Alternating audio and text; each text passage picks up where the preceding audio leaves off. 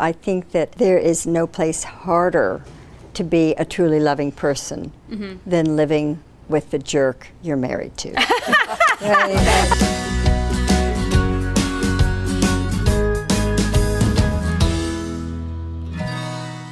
Is true forgiveness ever possible? And if so, what does it take for someone to really forgive, and not keep holding on to those bitter feelings? Well, I definitely believe that forgiveness is possible. Actually, there's a couple of ways of looking at it. A few months ago, Hillary Clinton was being interviewed, and somebody said, well, how could you forgive Bill? And she said, I didn't do it for him, I did it for me. Great. And it's a great answer. Yes. Except that that's a unilateral forgiveness. Yeah, I was going to say, and what about the relationship? Yes, it's a unilateral forgiveness, and very often that is what happens. The person who feels themselves the injured party just gets over it because they don't like living with the resentment and the irritation and the anger and the underlying, you know. So very often the injured party just sort of says, well, okay, and lets it go. And the relationship can continue to build from there.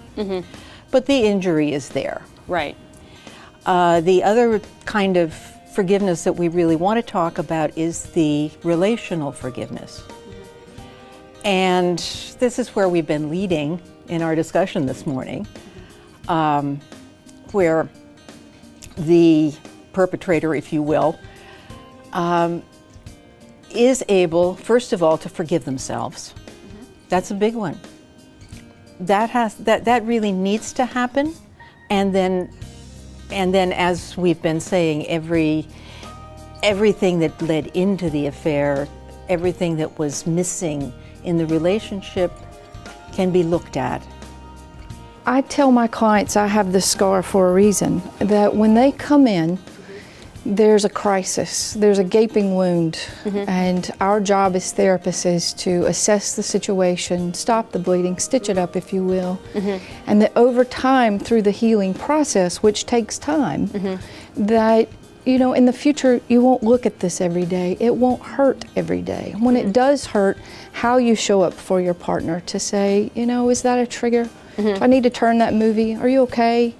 You know, to take care of this wound. But over time, you know, I talk about getting through, not getting over, and that forgiveness is a process, the decision, and to know what's your definition of forgiveness.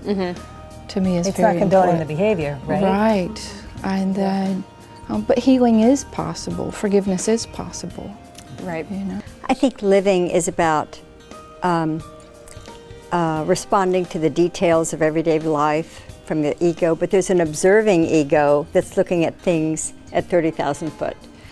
And our life is a journey. And the goal for most of us during our lifetime is to become a loving person. And on our path in our life, there are going to be challenges, opportunities that will help us practice becoming loving. And so I think that there is no place harder to be a truly loving person than living with the jerk you're married to.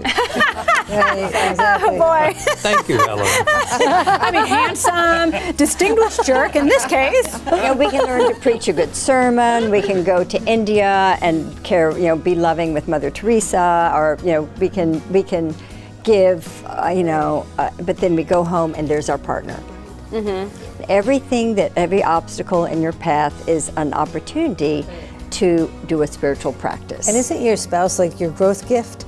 I mean, Absolutely. they can give you so many opportunities to become a better person as you learn to forgive and communicate in a healthier way and all that. So it's like the sand in the oyster. That's what I say in my workshop. I say, the sand in the oyster, it's gritty and it's annoying to the oyster, but it produces this beautiful pearl. So I like to tell that analogy to my clients to give them some hope, Absolutely.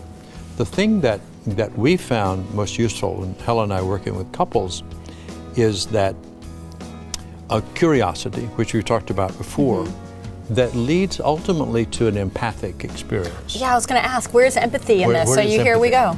And I I can't be empathic with you as long as I just think you went off and had sex with my best friend or Right. whoever.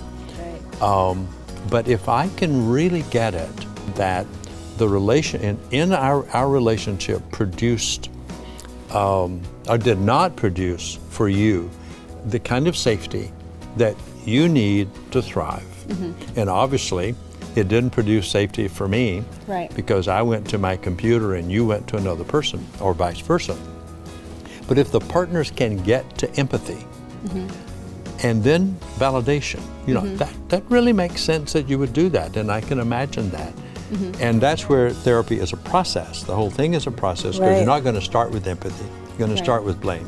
Yes. But when you get to empathy, then if I really get it and I can feel what it must have been like to live in this relationship that's devoid of safety, which is all that's missing in all relationships, Right. is an absence of safety. Right. Okay. This has been a great discussion, and it's heartening when you think about forgiveness and whether it's been from an affair or any hurt, that not only is forgiveness possible, but it frankly is imperative. Because if you hold on to that bitterness and recriminations, the relationship will fail, or you'll just be in misery. So the answer is to create safety in the relationship and to move on in a very intentional way, so that the relationship can thrive and the space between us can be filled with love.